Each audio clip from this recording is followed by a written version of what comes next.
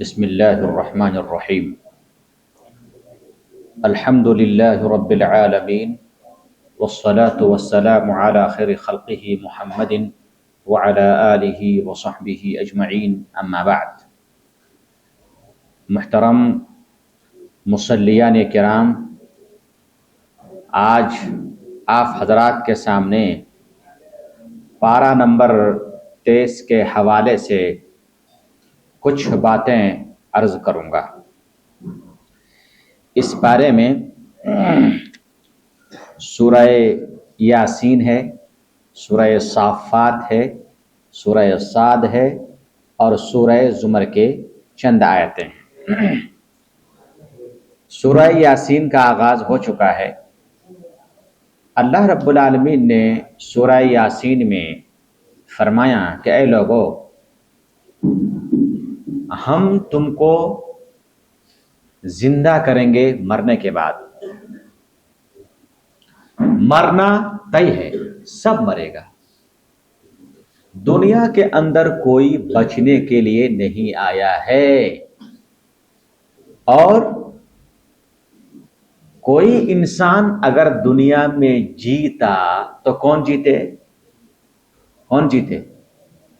اللہ کے رسول صلی اللہ علیہ وسلم۔ اس لیے کہ دنیا میں اس سے بہتر انسان نہ آیا ہے اور نہ آئے گا۔ تو دنیا میں اگر سدا ہمیشہ کوئی جیے رہتے تو میرے اور آپ کے تاجدار مدینہ جناب محمد رسول اللہ صلی اللہ علیہ وسلم جیے رہتے، مگر وہ بھی چلے گئے۔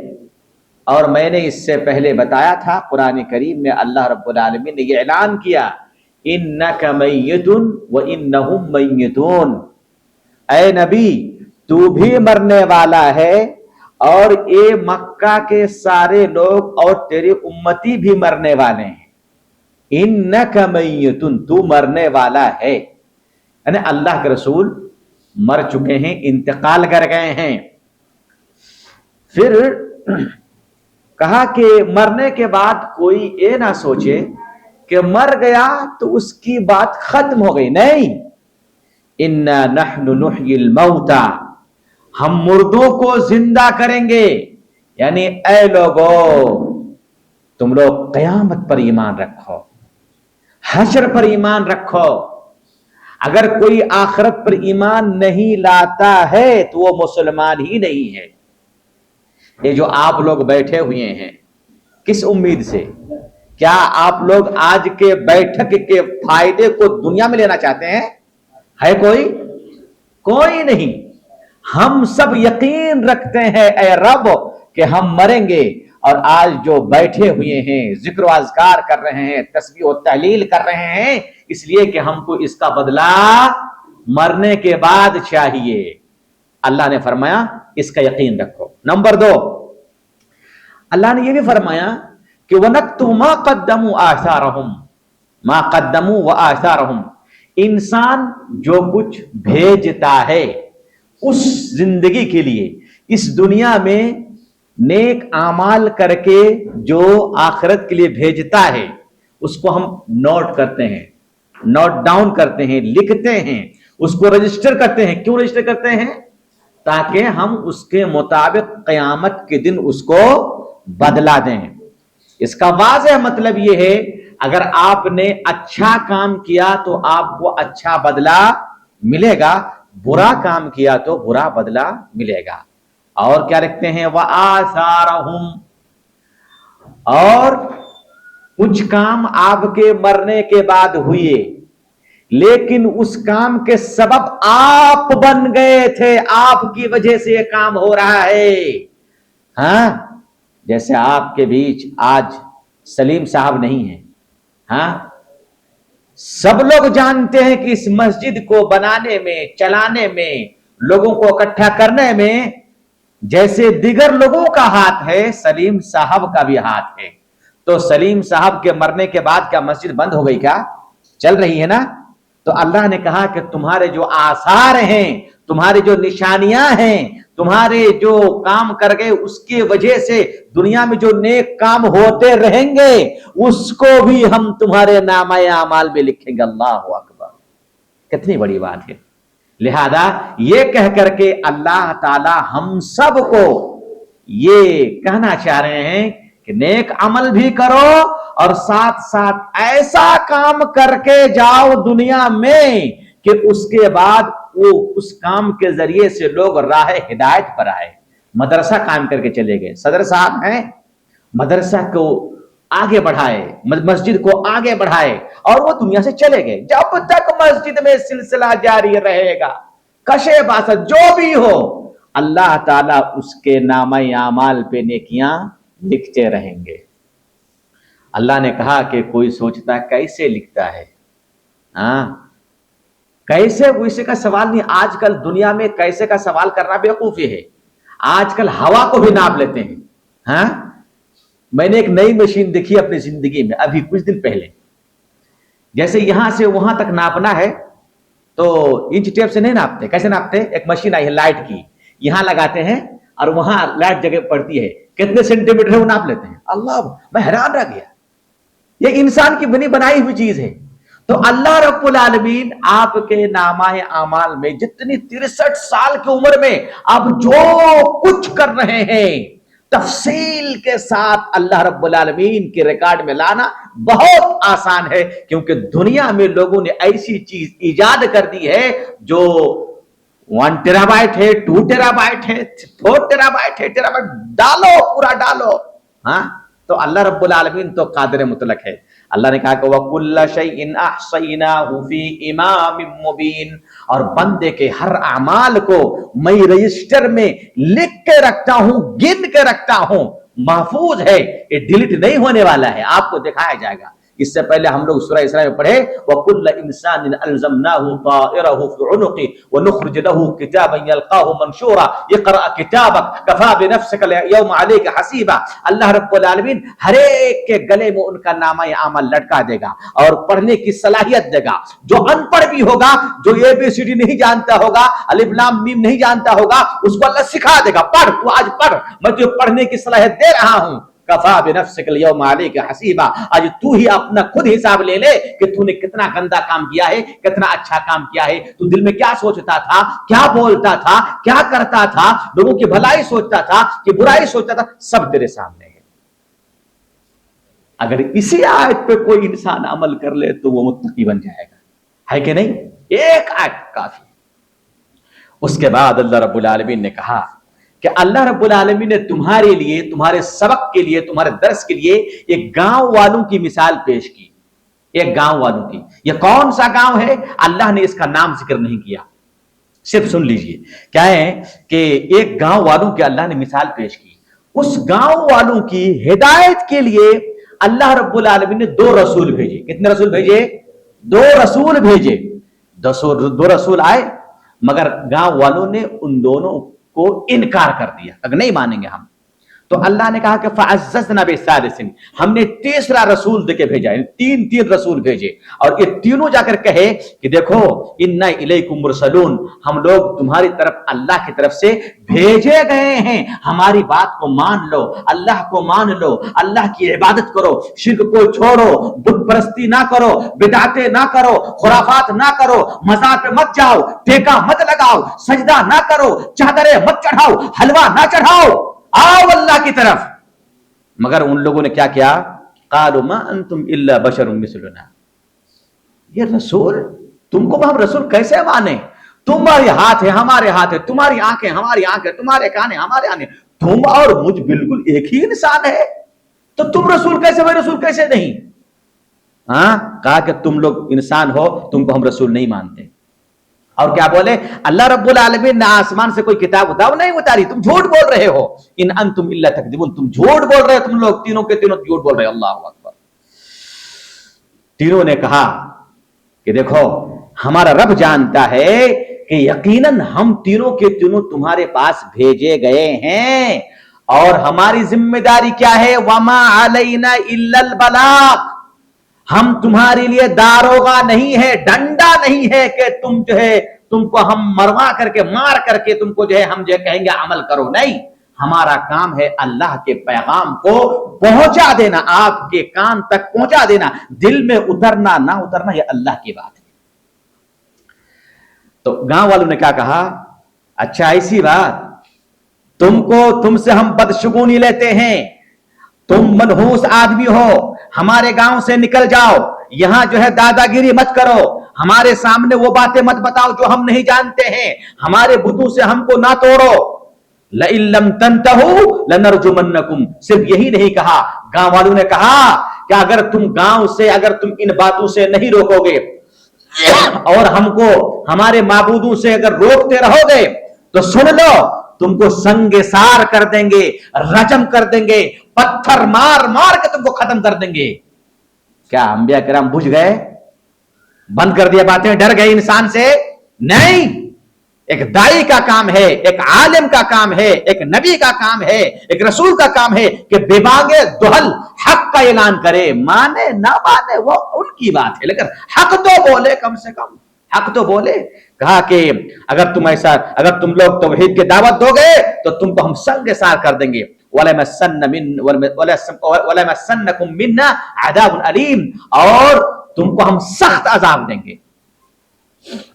تو رسول نے کہا کہ دیکھو منحوس ہم نہیں ہیں، منحوس تم ہو، اور منحوس تمہارے اللہ رب العالمین کے پاس ہے، تم لوگ حد سے گزرنے والے قوم ہو، انبیاء کے ساتھ ایسے بات کرتے، علماء کے ساتھ ایسے تعامل کرتے، دائی کے ساتھ ایسی بات کرتے، بل انتم قوم مسرفون، تم لوگ حد سے گزرنے والے قوم ہو۔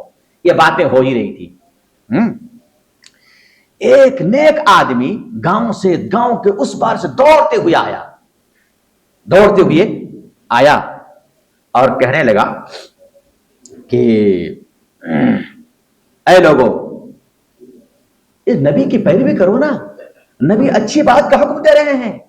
انہیں کے گاؤں سے ایک آدمی آ کر کے، وہ مسلمان ہو چکا تھا مگر اسلام کا اظہار نہیں کیا تھا، وہ کہہ رہے ہیں کہ جب بات کہہ رہے ہیں اچھی بات کہہ رہے ہیں، مان لو دلیل کے ساتھ بات کر رہے ہیں، مان لیجئے، اتبعوا من لا يسألكم اجرا وهم مهتدون، ان کی اتباع کرو، یہ جو بات کہتے ہیں تم سے بھیک نہیں مانگ رہے ہیں، تم سے مال و دولت نہیں مانگ رہے ہیں۔ اصل میں ہوا کیا، یہ جو آدمی آیا نا ابھی گاؤں سے، اس کا واقعہ یہ ہے، یہ آدمی کو بیماری تھی، بہت بڑی بیماری تھی اس کو۔ تو اس آدمی نے کہا کہ اگر تم لوگ مجھ کو اس بیماری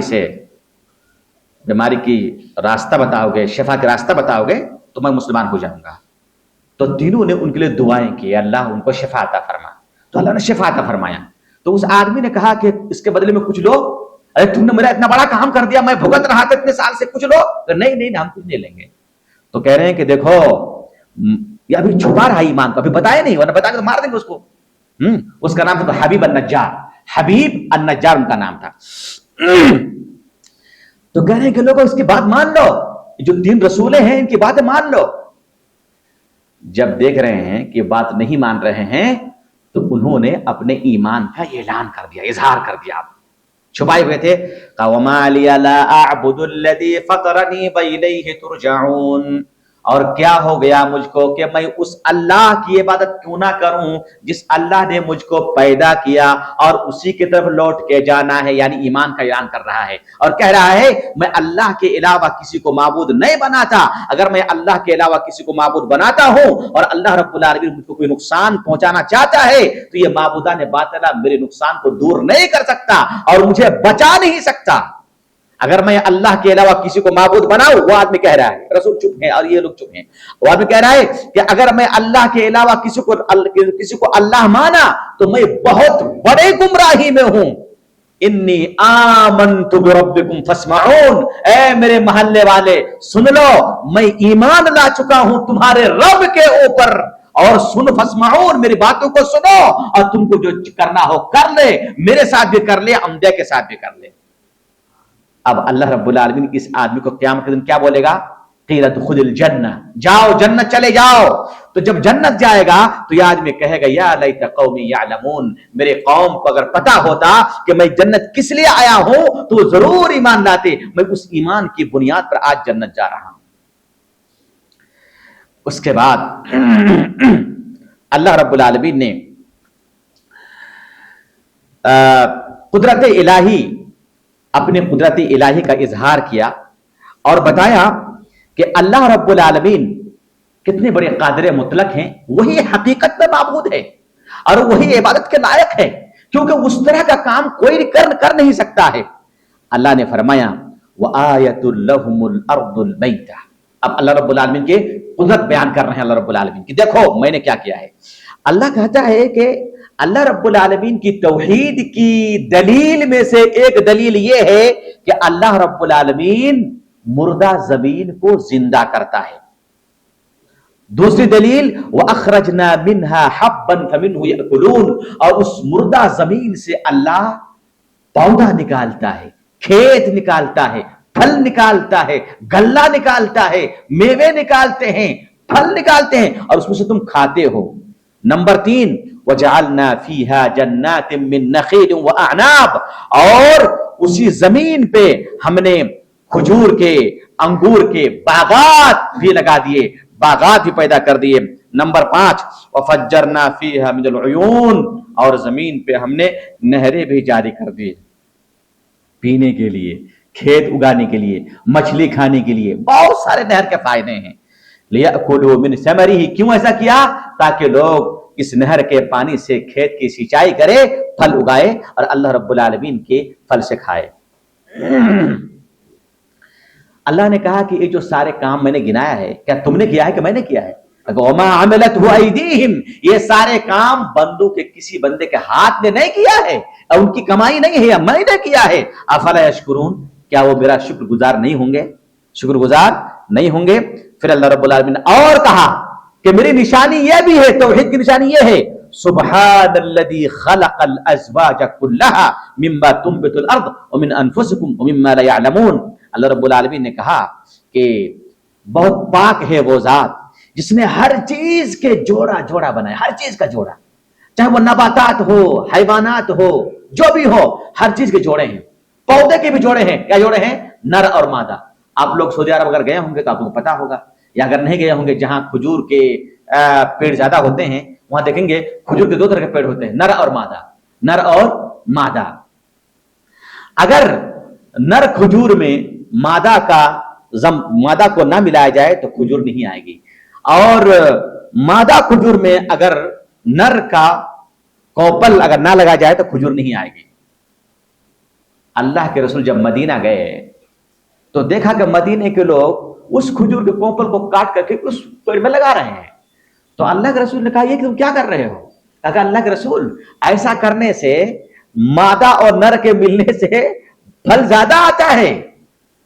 تو اللہ کے رسول نے کہا کہ ایسا مت کرو۔ نہیں کیے اس سال، جب اس سال نہیں کیے تو کیا ہوا؟ کھجوریں کم آئی۔ تو اللہ کے رسول کے پاس صحابہ کرام گئے اور کہنے لگے اللہ کے رسول آپ کے کہنے کی وجہ سے ہم لوگوں نے تعبیر نہیں کی اور نر اور مادہ کھجور کے کوپل کو نہیں ملایا، جس کی وجہ سے نتیجہ یہ ہے کہ اس سال کھجوریں کم آئی ہے۔ تو اللہ کے رسول نے کہا انتم اعلم بامور دنیاکم، دین کے بارے میں میں سب سے زیادہ جانتا ہوں، دنیا کے بارے میں تم لوگ مجھ سے زیادہ جانتے ہو۔ یہ دنیاوی معاملہ ہے، شریعت کا مسئلہ نہیں ہے، تم چاہو جو بھی کرو، تعبیر کرو، نر مادہ ملاؤ، جس سے تمہارا فائدہ ہو ایسا کرو، ہے نا۔ تو اللہ رب العالمین نے کہا کہ میں نے ہر چیز کے جوڑے پیدا کیے ہیں، انسان کے جوڑے نر مادہ، جانور کے جوڑے نر مادہ، پودے کے جوڑے نر مادہ، درخت کے جوڑے نر مادہ، یہ اللہ کی نشانی ہے۔ کہا کہ وَمِنْ أَنفُسِهِمْ، اور تمہارے اندر بھی ہم نے جوڑے پیدا کیے ہیں، اور ان چیزوں کے جوڑے پیدا کیے ہیں جس کے بارے میں تم کو کچھ بھی نہیں معلوم ہے۔ زمین کے نیچے کتنے کیڑے مکوڑے ہیں، ہم نے ہر ایک کے اندر مادہ پیدا کیا ہے۔ یہ اللہ کی نشانی ہے۔ اللہ کی توحید کی اور ایک دلیل یہ ہے کہ اللہ رب العالمین رات کو پیدا کیا ہے، رات کو، اور کیا کہتا ہے کہ ہم دن کو رات سے کھینچ لیتے ہیں۔ ہاں، جب دن کو ہم کھینچ لیتے ہیں تو اندھیرا بالکل چھا جاتا ہے۔ یہ کون لاتا ہے؟ یہ صرف اللہ رب العالمین ہی لاتا ہے۔ پھر اللہ کی نشانی یہ ہے کہ وَالشَّمْسُ تَجْرِي لِمُسْتَقَرٍّ لَهَا، سورج اپنی اس جگہ پہ چلتا رہتا ہے جس جگہ پہ اللہ رب العالمین نے اس کو چلنے کا حکم دیا ہے. اس کا مطلب ہے کہ سورج چلتا ہے.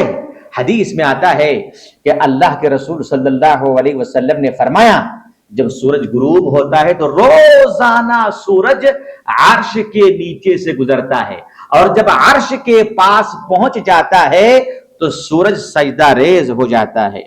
اللہ تعالیٰ جب اس کو حکم دیتا ہے کہ تو جا پھر سے طلوع ہو جا تو پھر جا کے طلوع ہوتا ہے. اس کا مطلب یہ ہے کہ سورج چکر کاٹتا ہے. ذالک تقدیر العزیز العلیم.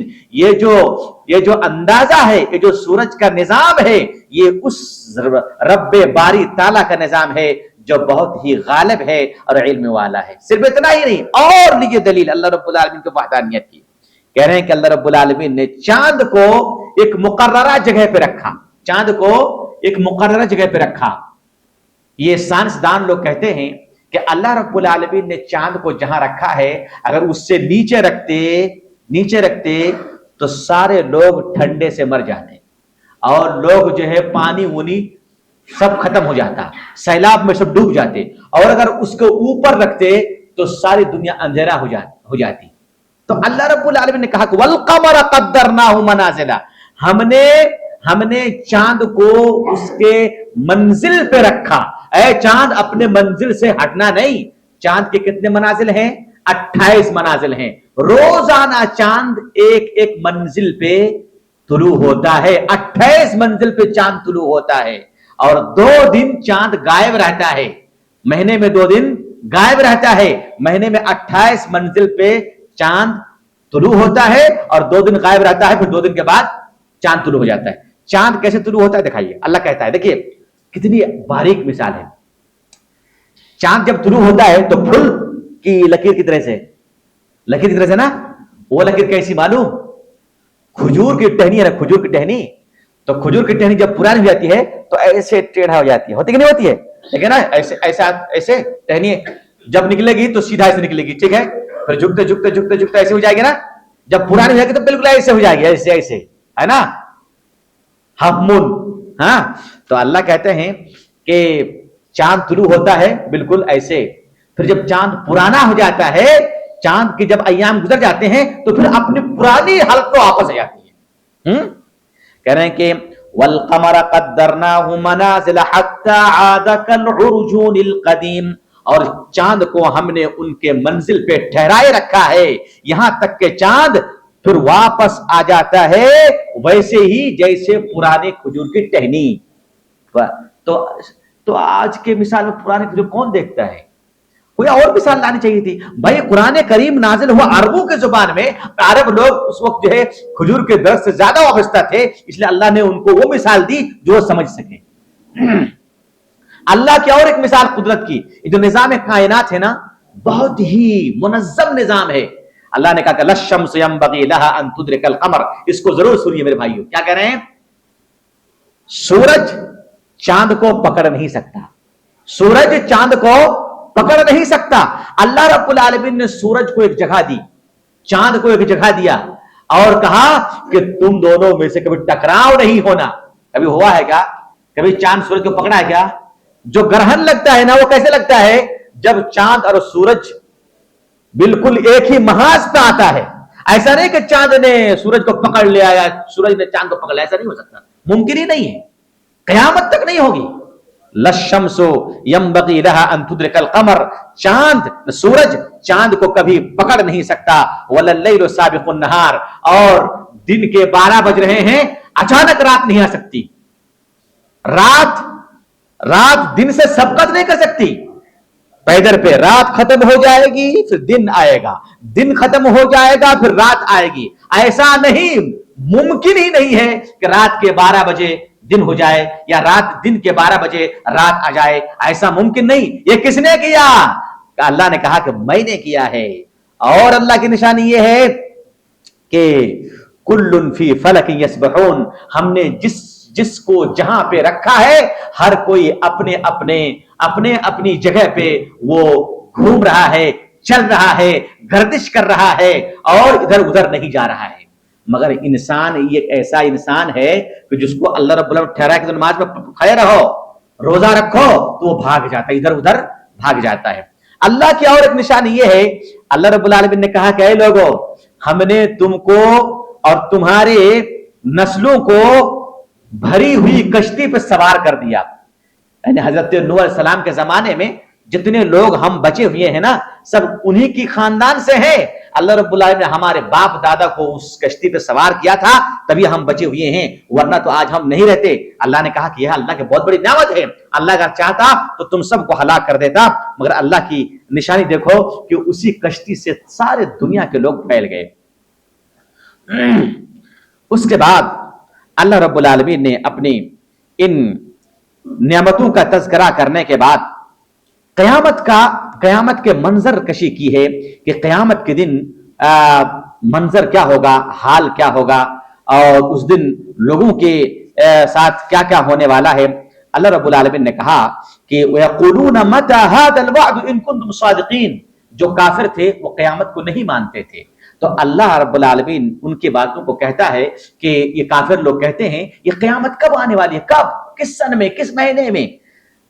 تو اللہ نے کہا کہ یہ اصل میں اللہ کی طرف سے ایک زوردار چیخو پکار کے انتظار میں ہے۔ جب وہ آئیں گے تو یہ لوگ آپس میں جھگڑنے لگیں گے، چھٹکارا نہیں ملے گا۔ اور جب یہ قیامت آ جائے گی فَلَا يَسْتَطِيعُونَ تَوْصِيَةً وَلَا إِلَىٰ أَهْلِهِمْ يَرْجِعُونَ، جب اللہ رب العالمین کی طرف سے قیامت آ جائے گی تو کسی انسان کو وصیت کرنے کی فرصت نہیں ملے گی، اور نہ ان کو اپنے گھر جانے کی جو ہے اس کو فرصت ملے گی۔ جہاں ہے وہی قیامت تاری ہو جائے گی، اس وقت فرصت نہیں ملے گی۔ لوگوں، فرصت ہے توبہ کرنے کی، فرصت ہے دعا کرنے کی، فرصت ہے استغفار کرنے کی، فرصت ہے اللہ سے مانگنے کی۔ جب موت آ جائے گی تو اس وقت وصیت کرنے کا موقع نہیں ملے گا، اس وقت تو اپنے گھر والوں سے ملاقات کرنے کا وقت نہیں ملے گا۔ آپ کہیں گے کہ میری بیوی بچوں سے ملاقات کر لوں، نہیں وقت ملے گا، لہذا اس سے پہلے تیاری کر لی۔ پھر کیا ہوگا؟ وَنُفِخَ فِي الصُّورِ فَإِذَا هُمْ مِنَ الْأَجْدَاثِ إِلَىٰ رَبِّهِمْ يَنْسِلُونَ، قیامت کے دن کتنے سور پھونکے جائیں گے؟ علماء کا اختلاف ہے، کچھ علماء کہتے ہیں 3 سور پھونکے جائیں گے۔ صحیح بات یہ ہے قیامت کے دن 2 مرتبہ پھونکے جائیں گے، 2 سور۔ ایک مرتبہ پھونکیں گے اسرافیل علیہ السلام تو سارے لوگ مر جائیں گے، دوسری مرتبہ پھونکیں گے تو سارے لوگ زندہ ہو کر کے، جو قبر میں ہے، جو اوپر ہے، سب زندہ ہو کر کے میدان محشر میں چلنے لگیں گے۔ اللہ نے فرمایا جب سور میں پھونکا جائے گا تو سب کے سب اپنی قبروں سے اٹھ کر کے اپنے رب کی طرف دوڑنے لگیں گے، پوچھیں گے نہیں کہ میری بیوی کہاں، میرے بچے کا، کوئی کسی کو نہیں پوچھے گا۔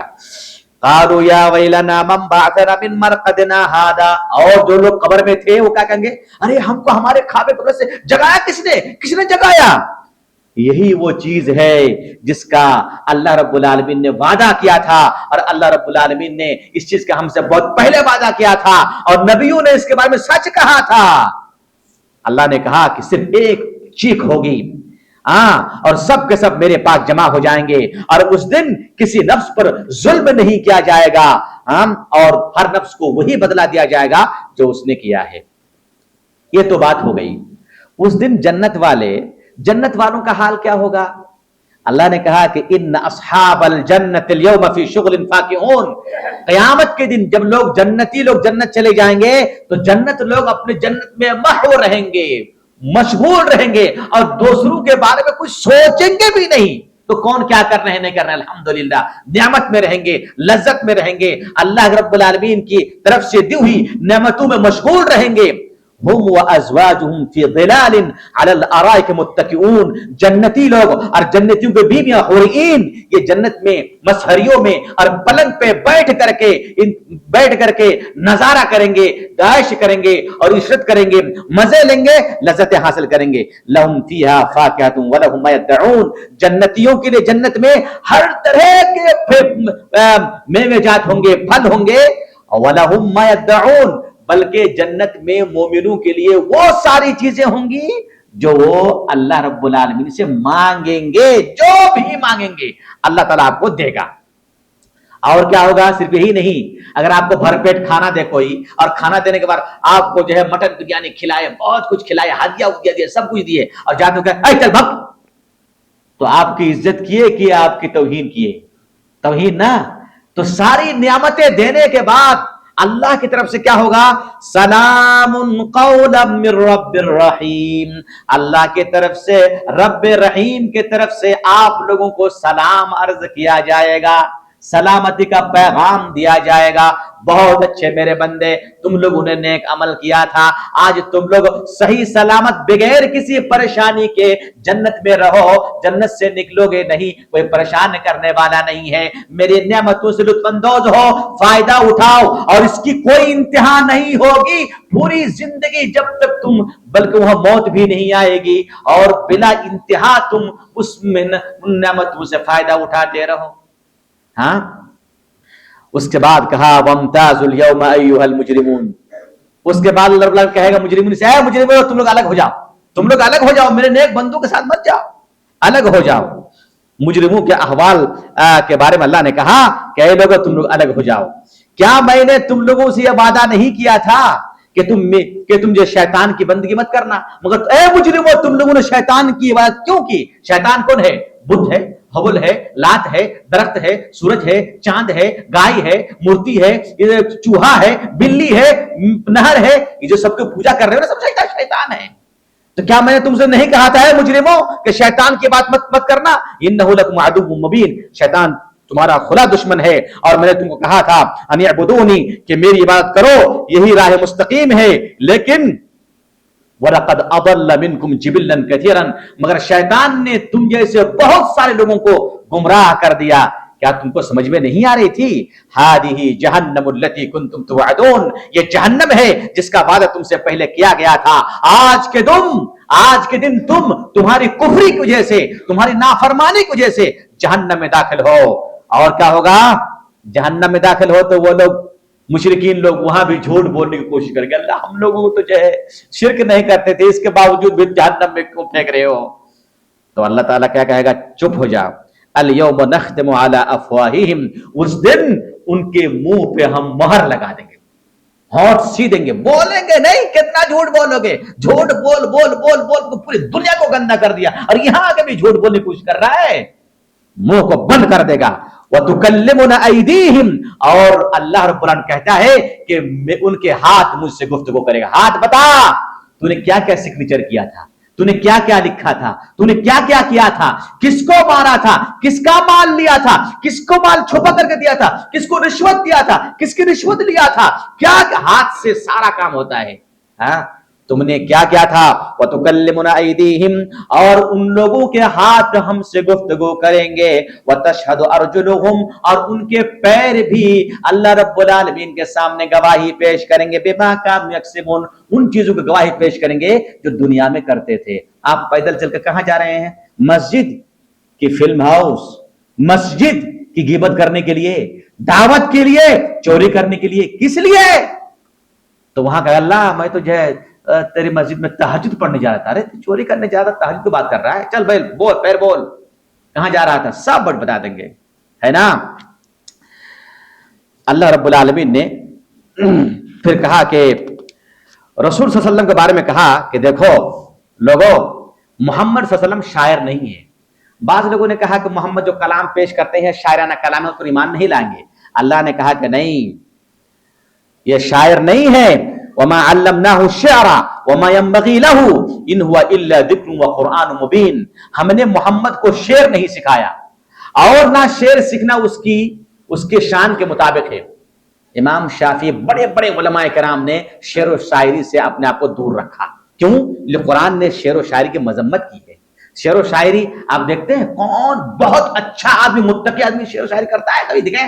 کبھی دیکھیں آپ؟ بہت کم. وہ جو مشاعرے لگتے ہیں مشاعرے، آپ دیکھ لیجئے ماشاءاللہ نمبر 1 نمبر 2 نمبر 3 نمبر 4 5 آپ کو ایک متقی ملے گا جو اللہ سے رونے والا ہو، تہجد پڑھنے والا ہو. اس لیے شعر و شاعری یہ اچھے لوگوں کا کام نہیں ہے. امام شافعی کہتے ہیں، امام شافعی کہ لو شئت لکنت اشعر من لبیدی، اگر میں چاہتا تو میں لبید سے بڑا شاعر بنتا. لبید بہت بڑا شاعر تھا عرب کے زمانے میں چاہتا تو میں اس سے بڑا شاعر بنتا، لیکن شاعر اس لیے نہیں بن رہا ہوں کہ شعر و شاعری کے قرآن میں مذمت آئی ہے۔ تو اللہ نے کہا کہ ہم نے نبی کو نہ شعر سکھایا نہ ان کے شان کے مطابق ہے، بلکہ وہ جو قرآن جو تلاوت کرتے ہیں یہ ایک نصیحت ہے اور یہ واضح قرآن ہے، یہ شعر و شاعری نہیں ہے، تاکہ یہ محمد صلی اللہ علیہ وسلم اس قرآن کے ذریعے سے اس شخص کو ڈرائے جس کا دل زندہ ہے، اور اللہ رب العالمین کا عذاب کا مہر اس پر لگ جائے جو لوگ اس سے دور ہیں۔ اس کے بعد سورہ یاسین ختم ہو جاتی ہے۔ اس کے بعد سورہ صافات کا سلسلہ شروع ہوتا ہے۔ سورہ صافات میں اللہ رب العالمین فرشتوں کی قسم کھا کر کے توحید کو ثابت کرتا ہے، اور فرشتوں کو کئی صفات سے متصف کیا کہ وہ صافات صفا، فرشتے صف بند ہو کر رہنے والے فرشتوں کی قسم، اور ڈانٹنے والے فرشتوں کی قسم، اور اللہ رب العالمین کے ذکر و اذکار کرنے والے فرشتوں کی قسم، ان الہکم لواحد، اے لوگو تمہارا معبود ایک ہے، تمہارا رب ایک ہے، تمہارا اللہ ایک ہے، دو نہیں ہے۔ اللہ قسمیں کھا کے کہتا ہے۔ آپ میں سے کوئی سوال کر دے اگر مجھ کو کہ شیخ حدیث میں تو ہے کہ اللہ کے علاوہ کسی کا قسم نہیں کھانا جائز ہے، قسم کھاؤ تو اللہ کی قسم کھاؤ، اور اللہ خود جو ہے فرشتوں کی قسم کھا رہا ہے، مخلوق کی قسم کھا رہا ہے۔ ہاں، انسان کے لیے اللہ کے علاوہ اور کسی کی قسم کھانا جائز نہیں ہے، لیکن اللہ رب العالمین چاہے جس کی قسم کھائے اپنی مخلوقات میں سے، اللہ کے لیے جائز ہے۔ اللہ رب العالمین نے اپنے مخلوقات میں سے بے شمار مخلوقات کی قسم کھائی ہے، وَالضُّحَىٰ وَاللَّيْلِ إِذَا سَجَىٰ، چاند کی قسم، رات کی قسم، دن کی قسم، عصر کی قسم، ہاں اللہ رب العالمین قسم کھائی ہے، لہذا اللہ قسم کھا سکتا ہے۔ اللہ جس مخلوق کی قسم کھائے اس مخلوق کی اہمیت کو بتانا چاہتا ہے، تو اللہ قسم کھا کر کہتا ہے تمہارا رب ایک ہے، تمہارا کوئی اور دوسرا رب نہیں ہے۔ اس کے بعد اللہ رب العالمین نے دوبارہ زندہ کرنے کے سلسلے میں آیت نازل فرمائی کہ لوگوں ہم تم کو دوبارہ زندہ کریں گے۔ اس کے بعد اللہ رب العالمین نے کہا کہ مخلصین جو ہے، جو اللہ کے نیک بندے ہیں، ان کو اللہ رب العالمین کہاں رکھے گا؟ اس کو جنت میں رکھے گا، ان کو رکھے گا، ان کے بیویوں کو رکھے گا، ان کے بیٹوں کو رکھے گا، ان کو باپ کو رکھے گا، مگر وہ لوگ جو نیک عمل کریں گے۔ اگر کوئی جنت چلا گیا ہے، اس کا باپ ماں نیک عمل نہیں ہے تو اس کو جنت نہیں دیں گے، جنت دیں گے، اور اس کے باپ ماں اگر صالح ہیں، ان کی اولاد اگر صالح ہیں تو ان کو بھی جنت دیں گے، اور ان کو ہر نعمت سے وہاں بہرامند کریں گے۔ اسی طرح سے جو لوگ مجرم ہیں، جو لوگ کافر ہیں، جو لوگ اہل نار ہیں، ان کا تذکرہ فرمایا اور کہا کہ یہ لوگ ہمیشہ جہنم میں رہیں گے، اور اللہ رب العالمین کی عذاب سے یہ دوچار ہوتے رہیں گے، ان کی کوئی سننے والا نہیں ہوگا۔ اس کے بعد سورہ صافات میں اللہ رب العالمین نے قوم نوح کا تذکرہ فرمایا، جس کا تذکرہ میں نے اس سے تفصیل سے بیان کر دیا ہے۔ اس کے بعد یہ قوم ابراہیم کا تذکرہ آیا، اس کا بیان گزر چکا ہے۔ اس کے بعد قربان حضرت ابراہیم اور اسماعیل کے قربانی کرنے کا واقعہ اللہ رب العالمین نے یہاں بیان فرمایا ہے۔ ابراہیم علیہ السلام کی عمر جب 80 کے قریب ہو گئی تھی تو ان کو کوئی اولاد نہیں ہو رہی تھی، تو اللہ سے دعا کہ اللہ مجھے کوئی اولاد دے دے، تو اللہ رب العالمین نے اس کو کیا دیا؟ اسماعیل دیا۔ ابراہیم نے کہا کہ رب ہب لی من الصالحین، اللہ تو مجھے کوئی صالح لڑکا عطا فرما۔ مسلمانوں، قرآن کریم کی صرف آیت ہم سنتے نہیں ہیں، نبی کیا کہہ رہا ہے؟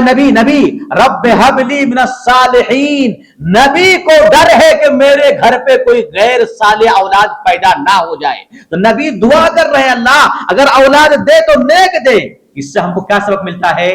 ہم لوگوں کو بھی دعا کرنی چاہیے جو نئے شادی کر رہے ہیں یا جن کے بچوں کا سلسلہ جاری ہے، اے اللہ تو ہمیں نیک اولاد عطا فرما، نیک اولاد۔ اللہ نے فبشرناہ بغلام حلیم، اللہ نے کہا ابراہیم نے دعا کی، ہم نے اس کو بشارت دے دی، ہاں ہم تم کو ایک بہت ہی بردبار غلام عطا کریں گے۔ جب وہ لڑکا اسماعیل چلنے پھرنے کے قابل ہو گیا تو ابراہیم نے ایک مرتبہ خواب میں دیکھا۔ خواب میں کیا دیکھا؟ کہ میں اسماعیل کو ذبح کر رہا ہوں۔ اور نبیوں کے خواب کیا ہوتے ہیں؟ وحی ہوتے ہیں، اللہ کا حکم ہوتا ہے۔ اگر کوئی نبی خواب میں کچھ دیکھتا ہے تو اللہ کی طرف سے وحی ہے، اے نبی تو ایسا کر۔ تو ابراہیم نے جب دیکھا کہ بیٹے کو میں ذبح کر رہا ہوں، مطلب اللہ رب العالمین حکم دے رہا ہے کہ تیرے بیٹے کو جب صبح ہو جائے نیند سے جاگ کر کے اس کو ذبح کر، قربانی کر۔ اب ابراہیم علیہ السلام نے اپنے بیٹے سے کہا بیٹا میں نے خواب دیکھا ہے کہ میں تجھے ذبح کر رہا ہوں، بتا تیری رائے کیا ہے؟ نبی کا خواب وہی ہوا کرتا ہے، اب میں کیا کروں؟ اب بیٹا بھی ویسا تھا، بیٹا نے کہا ہے میرے باپ اللہ نے جو آپ کو حکم دیا اس کو کر گزریے، انشاءاللہ میں صبر کرنے والا ہوں، اللہ کا حکم ہے ضرور میں صبر کروں گا۔ اب باپ بیٹے دونوں چلے گئے، لمبا واقعہ ہے۔ فلما اسلما، جب دونوں کے دونوں تیار ہو گئے اللہ کے اس حکم کی تعمیل کے لیے، وَتَلَّهُ لِلْجَبِينِ، اور اسماعیل کو ابراہیم نے منہ کے بل لٹا دیا، منہ کے بل ذبح کرنے کے لیے، ایسے نہیں لٹائے، منہ کے بل لٹائے۔ کیوں؟ اس لیے کہ اگر چہرہ اوپر رہے گا اور ابراہیم علیہ السلام کے ہاتھ میں چھری رہے گی تو باپ بیٹے کی محبت کی شفقت کا سمندر ابل آئے گا اور پھر ذبح نہیں کر پائے گا۔ اس لیے وَتَلَّهُ لِلْجَبِينِ، ابراہیم اسماعیل کو منہ کے بل لٹا دیے، تیار ہو گئے۔ عرش والا دیکھ رہا ہے کہ میں نے بندے کو جو حکم دیا ہے وہ کرنے جا رہا ہے۔ اللہ رب العالمین نے اس کے چھری چلانے سے پہلے آواز دی، وَنَادَيْنَاهُ يَا إِبْرَاهِيمُ، اللہ کہتا ہے میں نے ابراہیم کو پکارا، ابراہیم اے ابراہیم قد صدقت الرؤيا، ابراہیم تو نے اپنے خواب کو سچ کر دکھایا ہے، تو نے میرے حکم کو پالن کیا ہے، عمل کیا ہے، لیکن اس کے بدلے میں کیا کرتا ہوں سنو، وَفَدَيْنَاهُ بِذِبْحٍ عَظِيمٍ، ہم اسماعیل کے بدلے میں ایک دمبا بھیجتے ہیں، جاؤ دمبا کو ذبح کرو، اسماعیل کو ذبح نہ کرو۔ اور اسی سنت کو آج اللہ کے رسول نے ہمارے لیے سنت قرار دیا ہے، ہم بھی ہر سال اللہ کو راضی کرنے کے لیے قربانی پیش کریں۔ اس کے بعد اللہ رب العالمین نے حضرت موسیٰ اور ہارون کا تذکرہ فرمایا، اس کے بعد اللہ رب العالمین نے الیاس کا تذکرہ فرمایا اور الیاسین کا تذکرہ فرمایا، واقعہ لوط بیان فرمائے سورہ میں، واقعہ یونس بیان فرمائے سورہ میں، اور یونس کے جب واقعہ بیان کیا تو اللہ نے کہا کہ یونس علیہ السلام بالکل مچھلی کے پیٹ میں چلے گئے تھے، اگر وہ میری تسبیح بیان نہ کرتے تو میں وہ قیامت تک مچھلی کے پیٹ میں رہتے، مگر وہ کیا کرتے رہے، وہ اللہ رب العالمین کی تسبیح بیان کرتے رہے۔ اللہ نے کہا فلولا انه كان من المسبحين للبث في بطنه الى يوم يبعثون، اگر وہ مچھلی کے پیٹ میں اللہ کی تعریف بیان نہ کرتے تو وہ قیامت تک مچھلی کے پیٹ ہی میں رہتے، لیکن ہم نے کیا کیا، اس کو مچھلی کے پیٹ سے نکالا اور اس کو جو ہے اور اس کے سائے کے لیے ہم نے یہ کوڑے کا درخت کا بندوبست کر دیا تاکہ وہ سایہ حاصل کرے۔ یہ یہاں سے سورہ صافات کا خلاصہ ختم ہوتا ہے۔ اس کے بعد سورہ صاد کا آغاز ہوتا ہے۔ سورہ صاد میں اللہ رب العالمین نے سب سے پہلے قرآن مجید کی صداقت اور رسول کی صداقت کو اجاگر کیا کہ قرآن حق ہے، رسول حق ہے، دونوں پر ایمان لاؤ۔ اس کے بعد اللہ رب العالمین نے اس سورہ صاد میں بعض ماضی کے اقوام کا تذکرہ فرمایا کہ ان لوگوں نے اللہ کے رسول کی تکذیب کی تو اللہ رب العالمین نے ان تمام لوگوں کو خش و خاشاک بنا دیا، عبرت کا سامان بنا دیا، ان کو تہس نہس کر دیا۔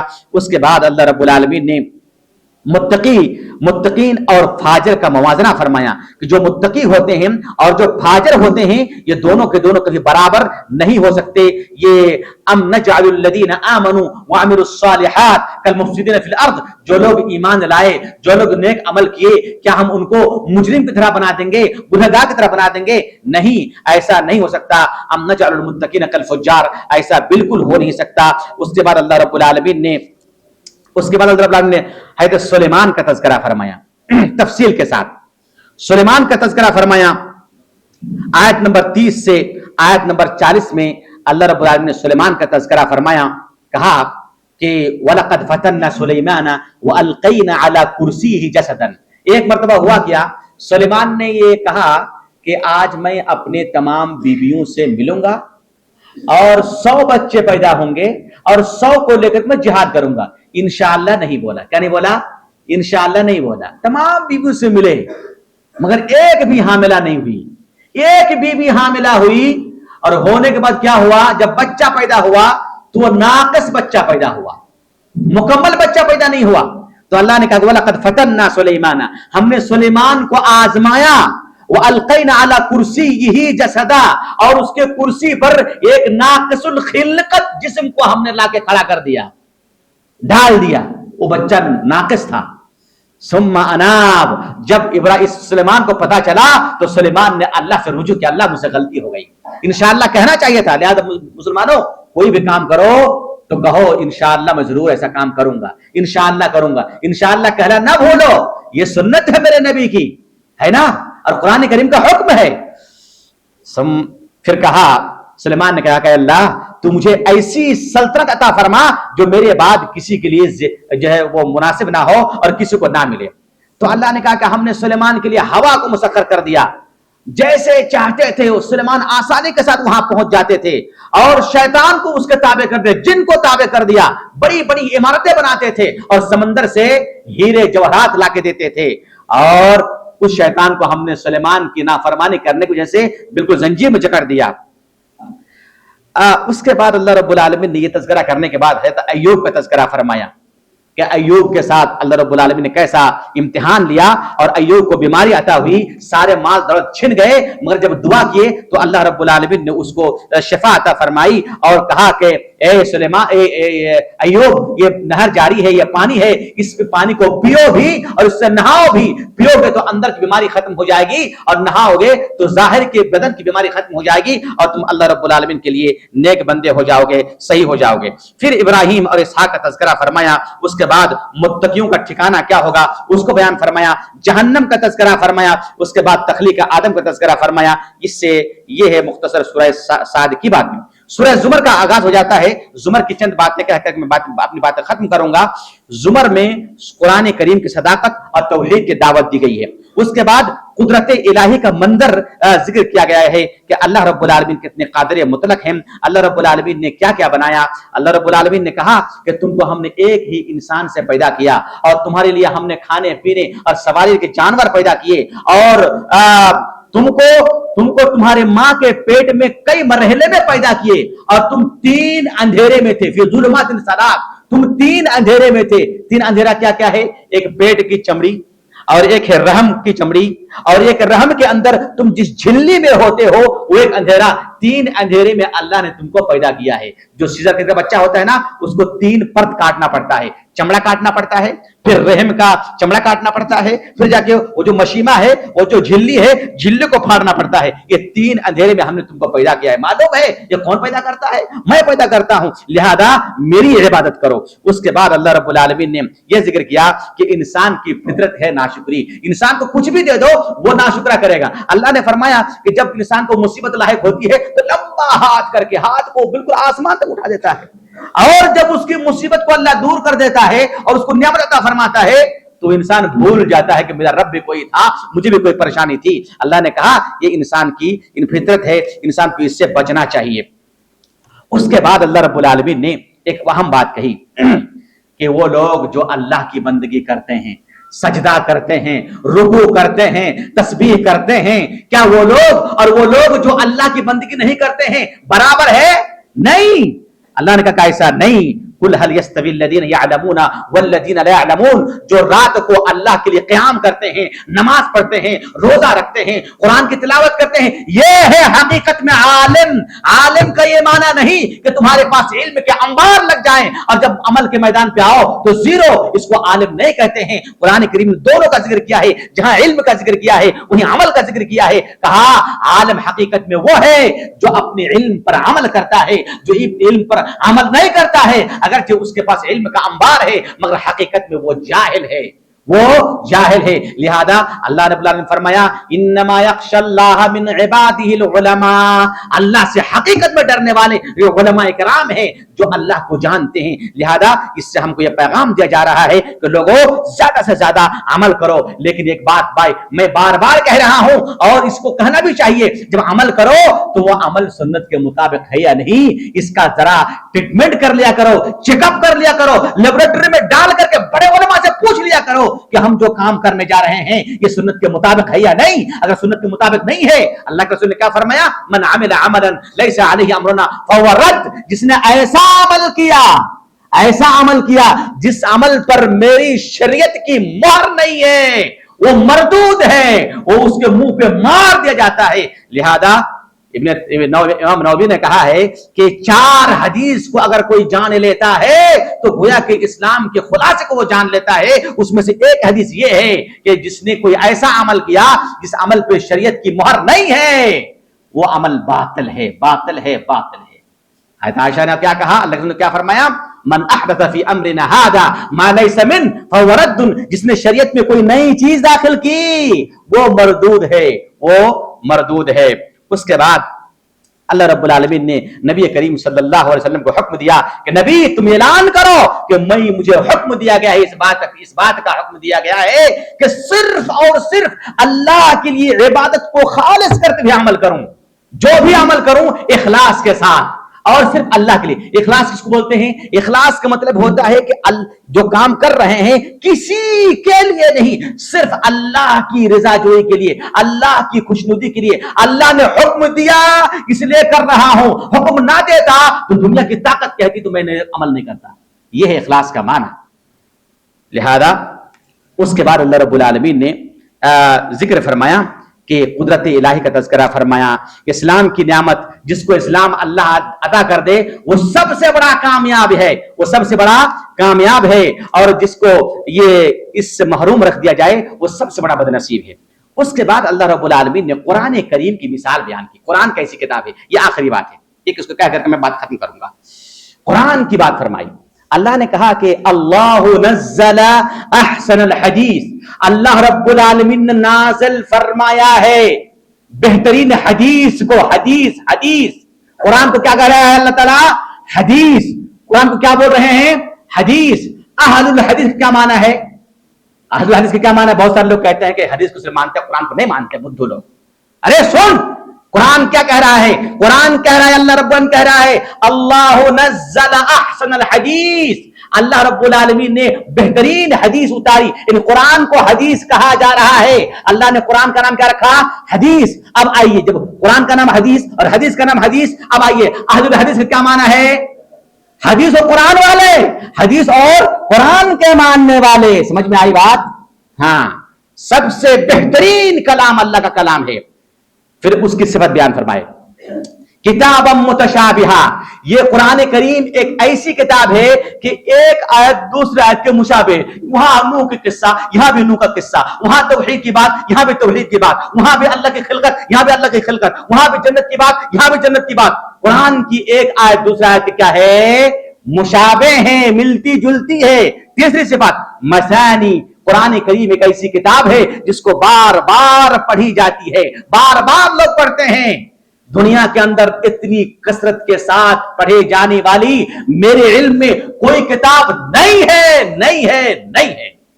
یہ قرآن کی صداقت ہے میرے بھائیوں. قرآن نے مثانی کہا ہے، لہذا اس سے زیادہ پڑھی جانے والی کتاب ممکن ہی نہیں کوئی کتاب ہو. پھر کیا کہا؟ قرآن ایک ایسی کتاب ہے جب پڑھتے ہیں لوگ تو کیا ہوتا ہے؟ اللہ نے فرمایا تقشعر منہ جلود الذین یخشون ربہم. جب قرآن کریم کی تلاوت ہوتی ہے، جب پڑھتے ہیں تو جو لوگ اللہ سے ڈرتے ہیں ان کے رونگٹے کھڑے ہو جاتے ہیں، مارے ڈر کے. اللہ رب العالمین نے عذاب کا تذکرہ فرمایا ہے، جہنم کا تذکرہ فرمایا ہے، اللہ کی قہاریت کا تذکرہ فرمایا ہے. یہ ڈر کے مارے ان کے رونگٹے کھڑے ہو جاتے ہیں. ثم تلین جلودہم وقلوبہم الی ذکر اللہ. پھر اللہ کے ذکر کی طرف ان کے دل اور ان کے چمڑے نرم پڑ جاتے ہیں، اور جب قرآن سننے کے بعد وہ سیدھے اللہ رب العالمین کے ذکر اذکار میں لگ جاتے ہیں. یہ ہے قرآن کی صداقت اور قرآن کی تاثیر. ذالک ھدی اللہ. یہ قرآن کریم اللہ کی طرف سے باعث ہدایت ہے. یہدی بہ من یشاء. اللہ جس کو چاہتا ہے قرآن کریم کی ہدایت سے اس کو منور کرتا ہے. ومن یضلل اللہ فما له من ہاد. اور اللہ تعالیٰ جس کو گمراہ کرے اس سے کوئی ہدایت دینے والا نہیں ہے. اللہ تعالیٰ سے دعا ہے، اے اللہ تو قرآن کو ہمارے دل کے نور بنا دے. اے اللہ تو قرآن کے نقش قدم پر ہمیں چلنے کی توفیق عطا فرما. اے اللہ قرآن کو سمجھ کر کے اس پر عمل کر کے ہم دنیا سے جائیں اور تیری رحمت سے تیری جنت الفردوس میں ہمیں جگہ ملے. ھذا وصلی اللہ علی نبینا محمد وعلی آلہ وصحبہ وسلم. والسلام علیکم ورحمۃ اللہ وبرکاتہ.